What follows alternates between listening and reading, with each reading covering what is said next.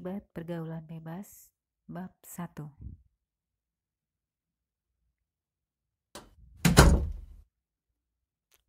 Alina membanting pintu kamarnya dengan keras.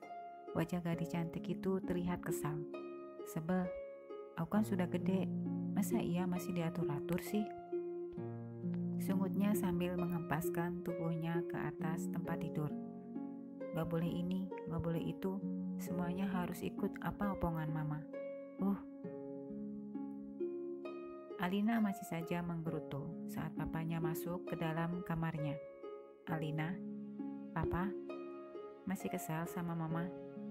Alina hanya diam, namun wajahnya tidak bisa menyembunyikan kekesalannya.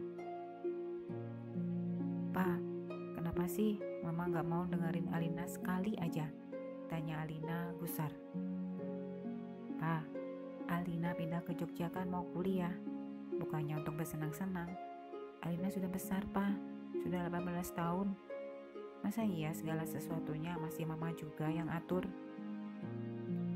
Dengan muka ditekuk, Alina berusaha meminta pengertian dari papanya agar dia diizinkan melanjutkan studinya di Yogyakarta. Membujuk papanya jauh lebih mudah dibanding mamanya yang terkenal kolot itu. Alina dapat beasiswa di perguruan tinggi ternama di sana. Tapi mama dan papa kayaknya nggak ada bahagia-bahagianya. Alina masih saja mengomel panjang pendek. Seharusnya papa dan mama itu bangga sama Alina karena Alina berhasil mendapatkan beasiswa dan Alina pingin melanjutkan kuliah di sana. Malah gak dikasih izin. Alina kurang apa sih, Pa, selama ini? Alina selalu menuruti semua kemauan papa dan mama. Meski terkadang Alina harus mengorbankan keinginan Alina sendiri demi membahagiakan papa dan mama. Tapi papa dan mama juga harus tahu dong keinginan Alina. Jangan hanya anak yang harus tahu keinginan orang tua, tapi orang tua gak mau tahu dengan keinginan anaknya. Protesnya lagi. Pa, Alina ingin mandiri. Sampai kapan Alina akan hidup seperti ini? Segala sesuatunya harus serba dilayani, harus serba diatur, harus serba ikut apa semua omongan mama. Alina juga berhak atas diri Alina sendiri kan? Kenapa sih setiap hal baik yang ingin Alina lakukan tidak ada dukungan dari papa dan mama? Alina tuh mau kuliah, Pa, bukannya mau main atau piknik. Sementara itu, papa Alina hanya diam saja mendengarkan Alina meluahkan perasaannya. Memberi kesempatan putri bungsunya itu berbicara dan meluahkan semua keluh kesahnya. Alina sedang kesal dengan mamanya karena tidak mendapatkan izin melanjutkan studinya ke kota gudeg itu. Meskipun Alina mendapat beasiswa di salah satu perguruan tinggi ternama di sana. Sudah hampir 1 pekan ibu dan anak itu beradu argumen dan Alina berusaha bernegosiasi dengan mamanya itu. Tapi mamanya masih tetap pada pendiriannya. Dan itu membuat Alina merasa kesal. Alina merasa kesal karena gadis cantik itu merasa selama ini hidupnya berada dalam kontrol mamanya yang memang terkenal keras dalam mendidik anak-anaknya.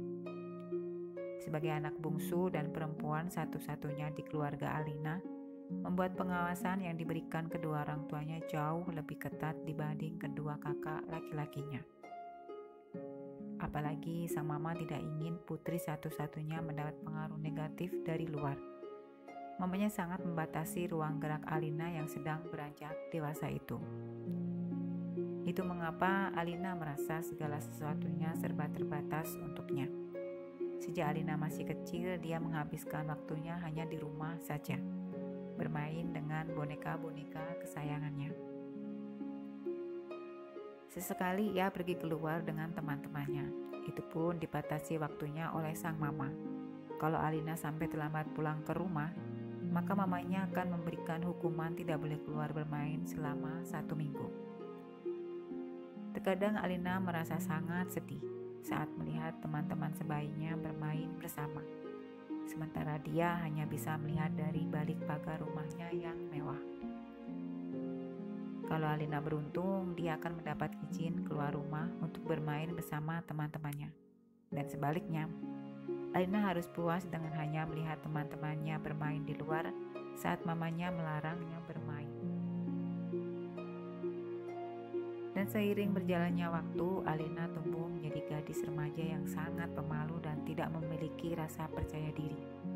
Namun begitu, Alina adalah gadis yang cerdas dan pandai di sekolahnya.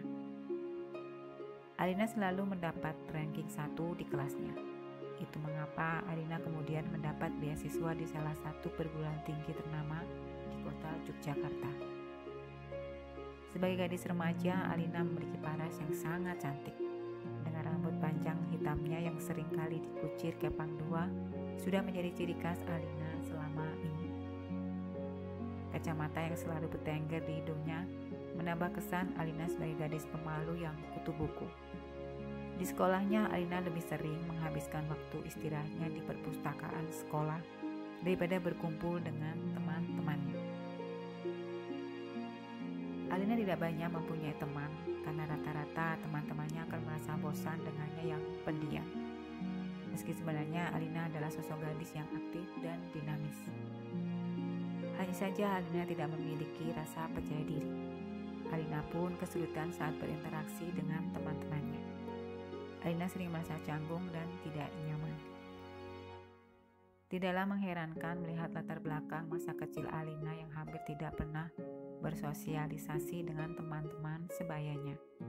Dan itu sangat berpengaruh kepada perkembangan mentalnya. Alina hanya memiliki satu sahabat, yaitu kakak kelasnya, Rianti. Riantilah yang selalu menemani Alina kemanapun Alina pergi. Rianti akan menjadi orang pertama yang akan membela Alina dari teman-temannya yang ingin bermaksud jahat kepada Alina.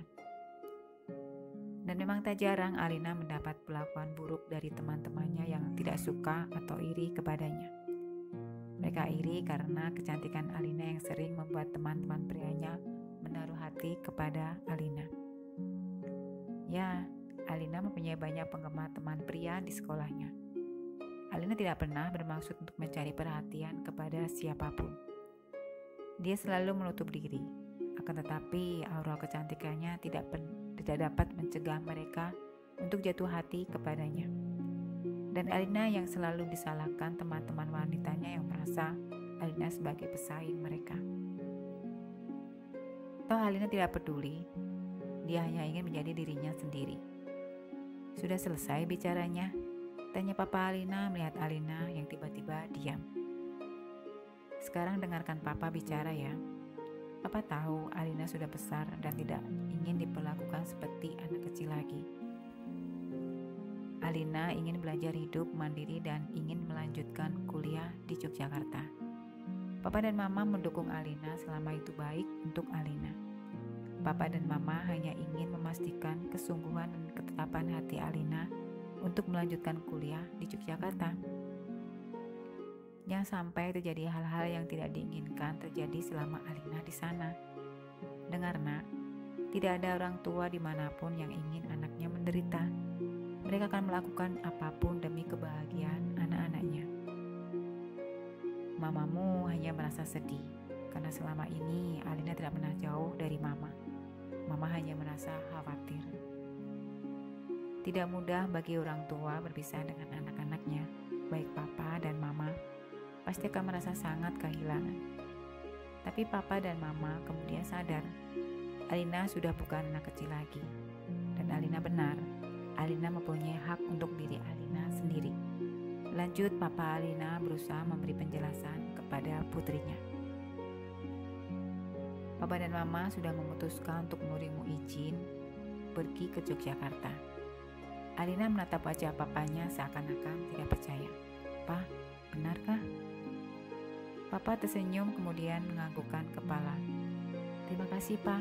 Pekik Alina sembari memeluk papanya dengan perasaan bahagia. Gadis cantik itu tidak dapat lagi menyembunyikan perasaannya hingga menangis terharu. Pria parubaya itu pun menyambut pelukan putrinya dengan hangat. Temui Mama dan berterima kasihlah kepadanya. Baik, Pa. Alina menyeka air matanya, kemudian berlari meninggalkan papanya yang tidak kalah terharu, menyadari putri kecilnya akan segera meninggalkan rumah dan dirinya untuk menggapai cita-citanya. Setidaknya hubungan ibu dan anak itu akan kembali baik setelah beberapa hari penuh dengan ketegangannya. Bersambung. Selamat membaca. Terima kasih.